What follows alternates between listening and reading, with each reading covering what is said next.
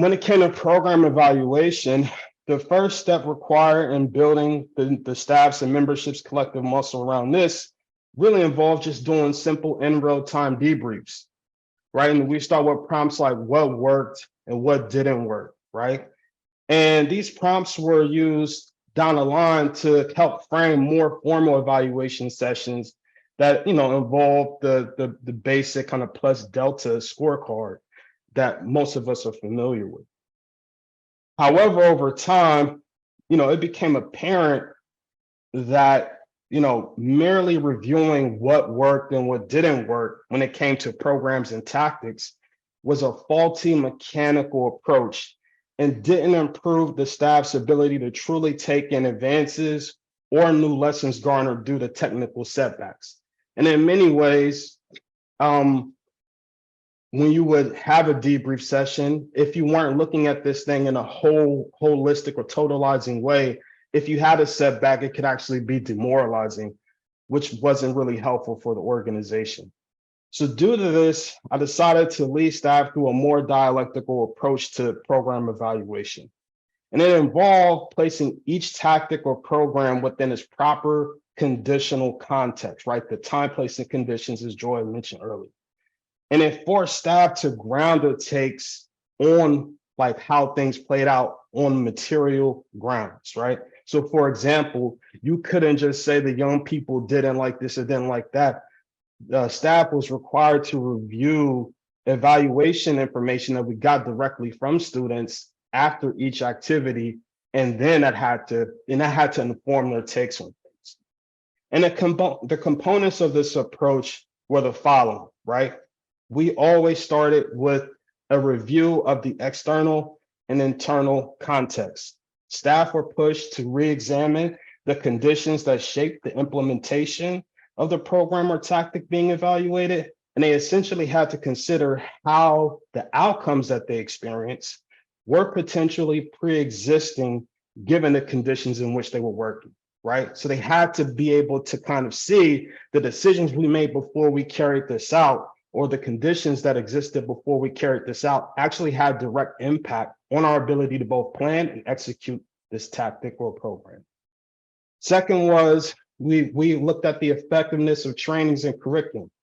When it came to thinking through the effectiveness of these things, most of what it was assessed was based on the timeliness of the content, right? Its relatability, did it inspire a sense of urgency, et cetera.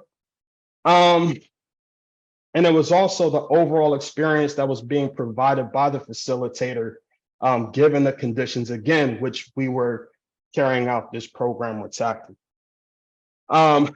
Thirdly was the membership participation and development, right? So staff would basically, again, review both submitted and member evaluations, and they would lean on their own observations to determine overall quality of membership participation. And veteran members who were held to a higher standard were being assessed based on their ability to carry out tasks and exert leadership when it was necessary. Then we looked at the support materials, right? The things that were created that were used during programming to help supplement or facilitate deeper understanding of the content or help us carry out the tactic. And all of this allowed us to then come to a place where we could distill new lessons, right? And new questions. So in the wake of the process, staff could then think through like, what are key lessons that we want to take away from this experience that we can use to build new things in the future as a result of this activity? And are there new theoretical or practical questions that were being raised because we went through this experience?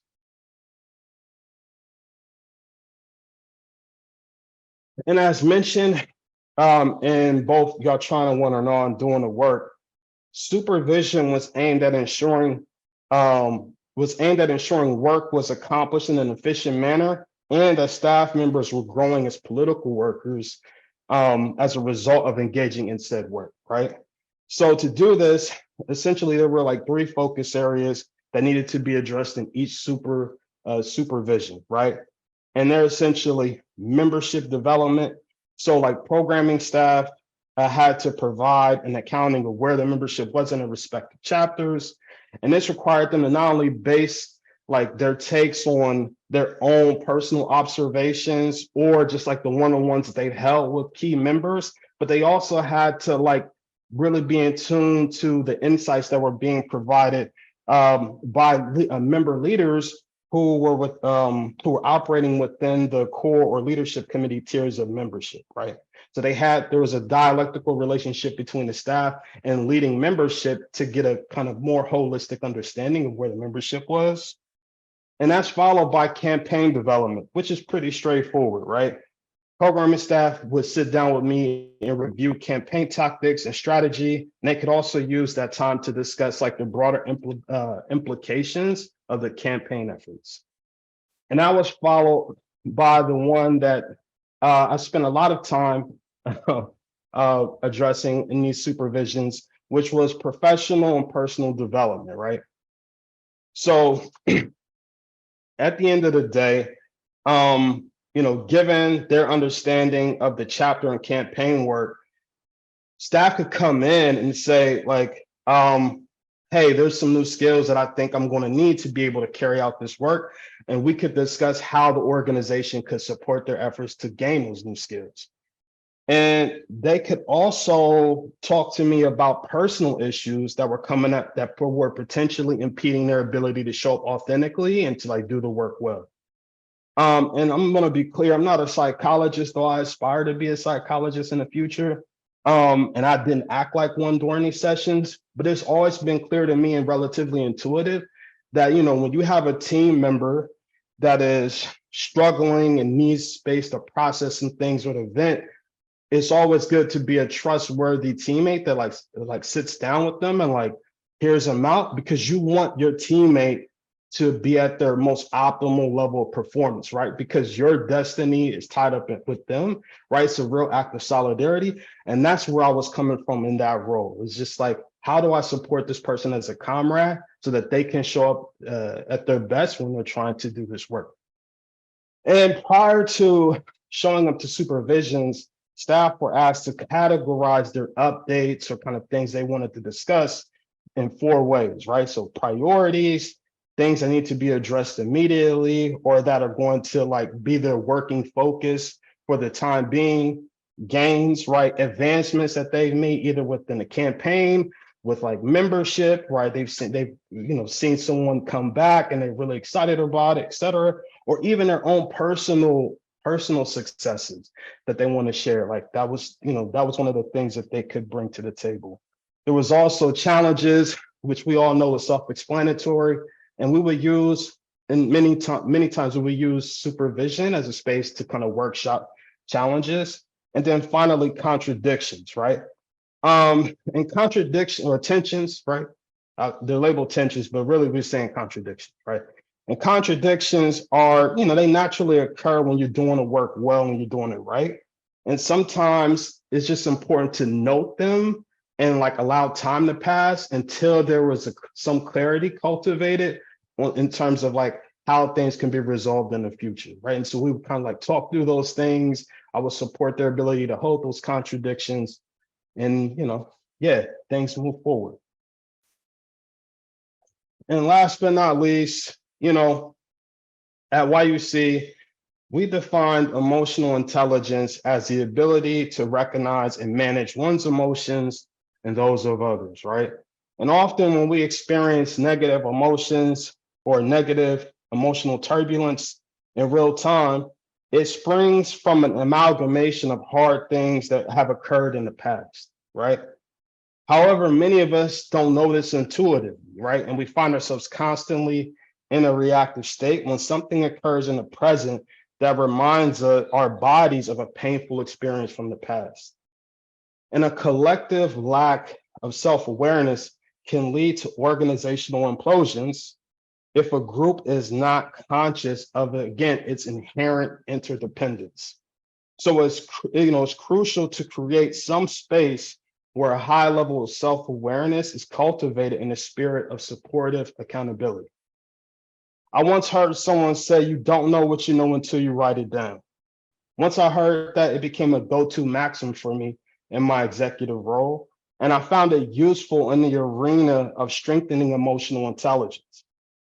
After dealing with a period of like compounding internal conflict amongst the team, I decided to pull folks together and realize it was time to put on paper, quote unquote, action plans that would help each staff member move through emotional turbulence so that we could disrupt the pattern of interpersonal conflict that we were experiencing, as well as minimize the potential for catastrophic blowback, right? And so the components of this planning, planning model is pretty straightforward, right? First, goals for ideal self. How do you see yourself as a political worker? How do you see your ideal self as a political worker within this organization?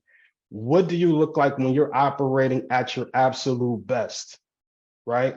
Then that will be followed up with a dive into like a self-assessment, right?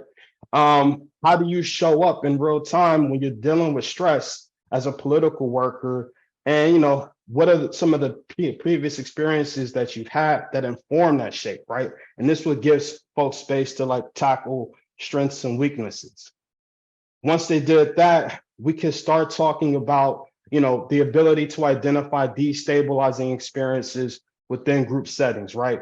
So key experiences or examples of things that happen within an organization that had in the past prevented them from being their ideal self.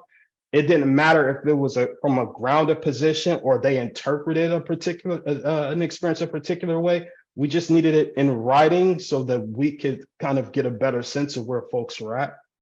And from there, once you have a sense of like where folks want to be and kind of like their patterns and like what kind of conditions the organization created that either like, that may have destabilized them at times, then it was time to start talking about how they could think through individual means to like help themselves navigate those destabilizing experiences, right?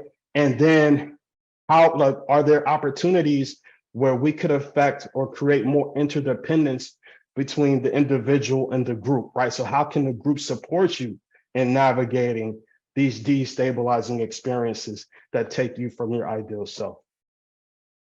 And this is like an example, right, of a former staff person, name change, but of like how they approach this process.